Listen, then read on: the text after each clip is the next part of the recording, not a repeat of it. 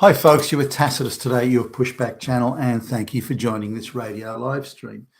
In this essay, I'd like to talk about the comments made by the White House press secretary, but also a number of media articles by the globalist-controlled leftist media conglomerate that voting in the modern era takes many days, if not many weeks, to count all the votes.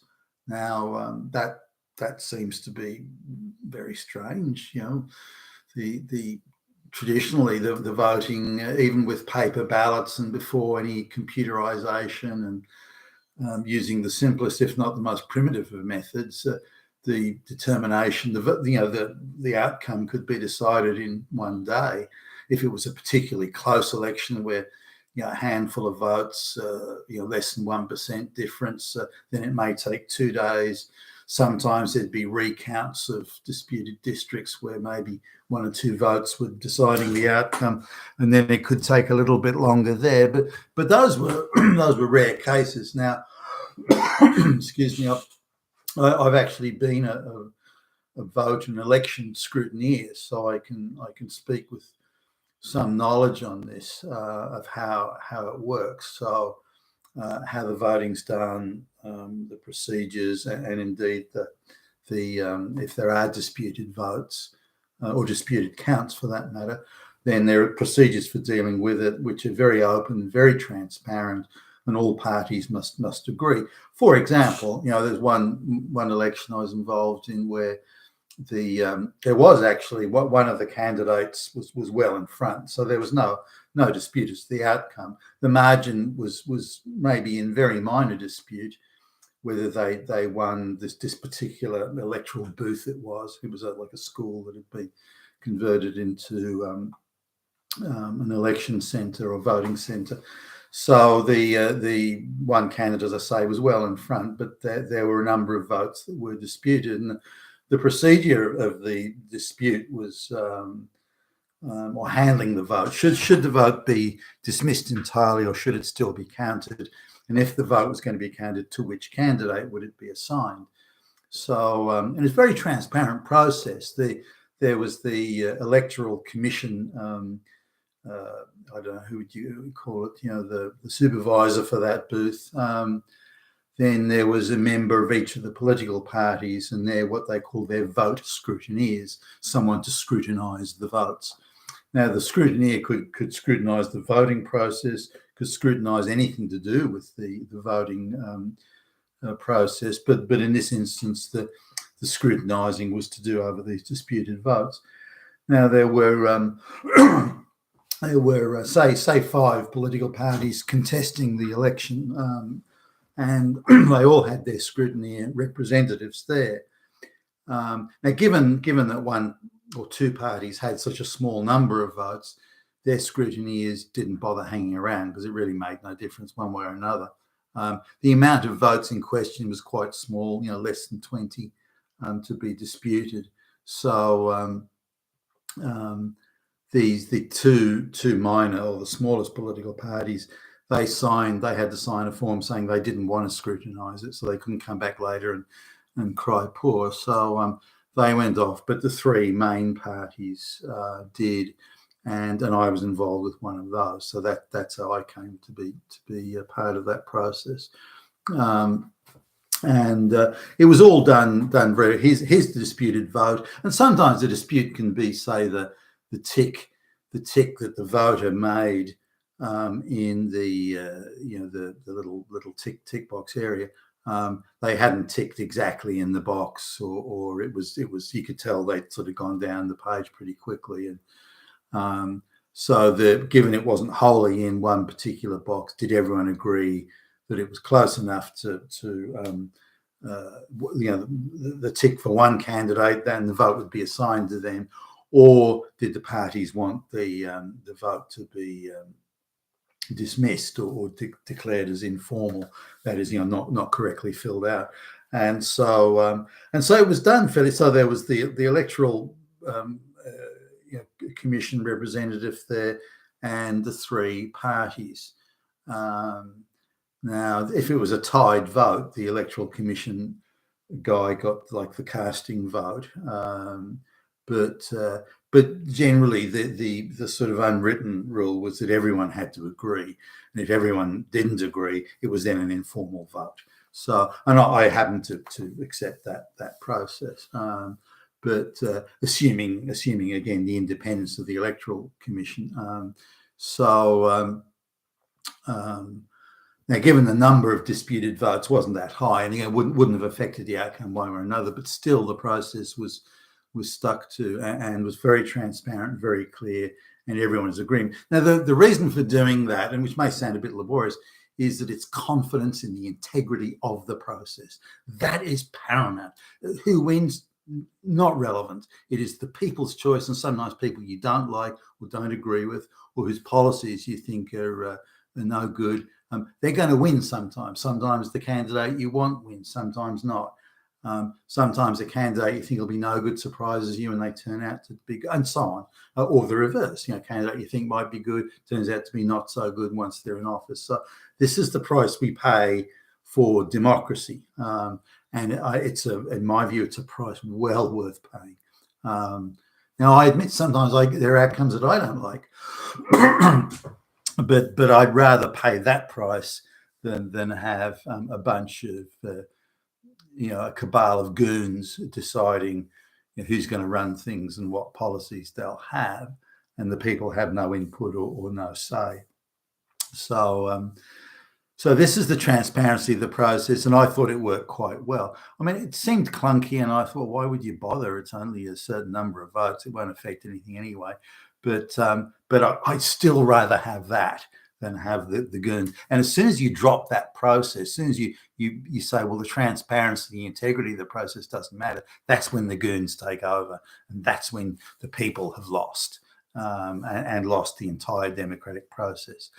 Now, I just want to say about and using the backdrop of the White House press secretary, a number of articles. I mean, there's one from ABC, I think, in America that was saying something similar. That's just how the votes take weeks to count. It's just how it is in the modern era. I completely reject that. I think that's utter nonsense, by the way. But nonetheless, let's explore a hypothetical election, and where one of the candidates has red hair, for example. Purely hypothetical, I add. But among the reasons for why the vote counting rather takes longer is because of things like mail-in voting and things of that nature. That apparently the mail-in voting is bigger than it once was, as in total numbers. COVID is cited as a reason for that, but COVID is not a reason today, so I don't know why it would be a reason either today or going forward. But let's have just have a look at how a hypothetical election played out. Now, with about 80% of the vote counted, one candidate was ahead by, say, 52% to 48%. Something like 17 or 18% of the vote in terms of vote ballots cast is yet to be counted. So the candidate's ahead 52 to 48. I mean, I think it's 51.89 or so, but about that.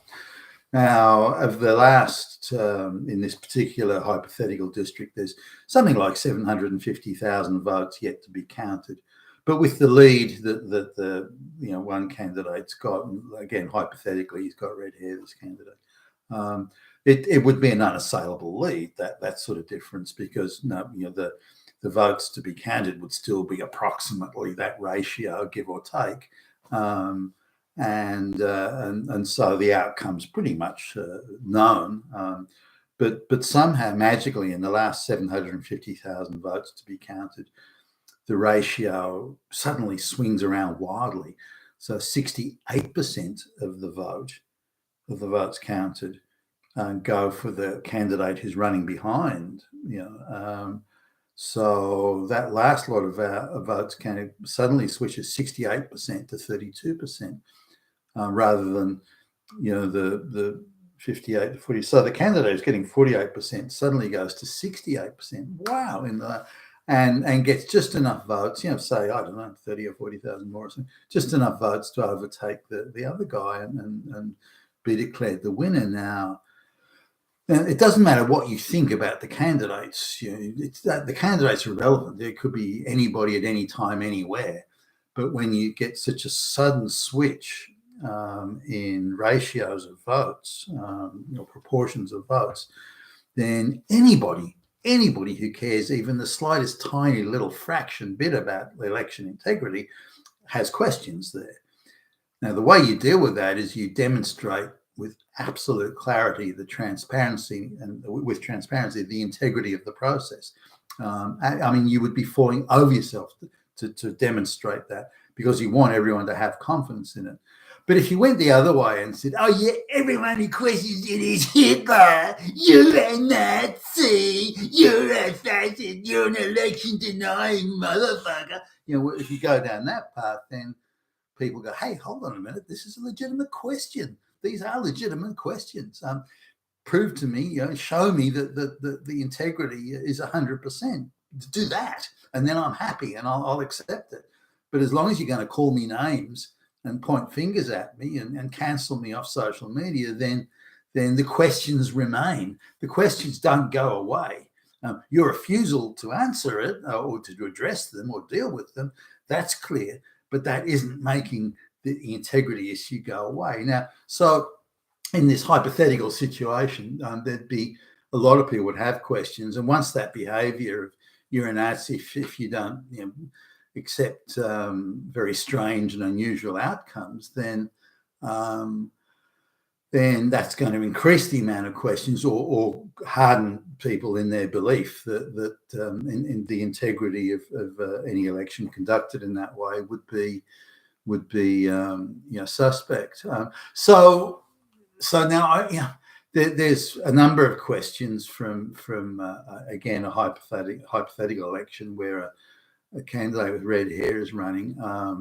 In cases where there were many thousands of voters registered in one address, 99% of whom voted for one particular candidate and not another, and just lots and lots and lots of instances like this all around.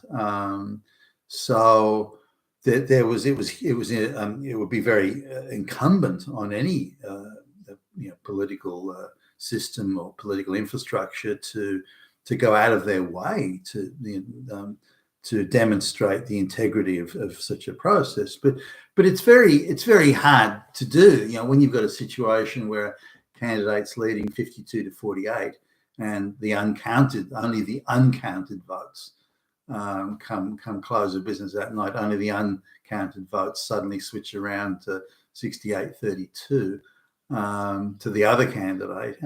Then that doesn't happen in the real world. It just doesn't. So claims, oh yeah, but that was from that happened to uniquely be an area that was uniquely favouring one political party over another. Well, no, not to that extent. So, and why would that area be magically left to last, where one particular political party has absolute 110% control of all the people working there, including all the election officials and that sort of thing? That just adds to the theory that there was something untoward going on. So my take on this is that when people talk about elections take many weeks or many days to determine, in the case of a very close election where one or two votes could decide the outcome, I do accept that may take a bit longer, but otherwise it doesn't. It just doesn't work that way, not in the real world. So making those sort of claims and putting forward those sort of assertions is no more reliable than well, transgender people are being murdered by the thousand every day, everywhere. They're oppressed by Hitler.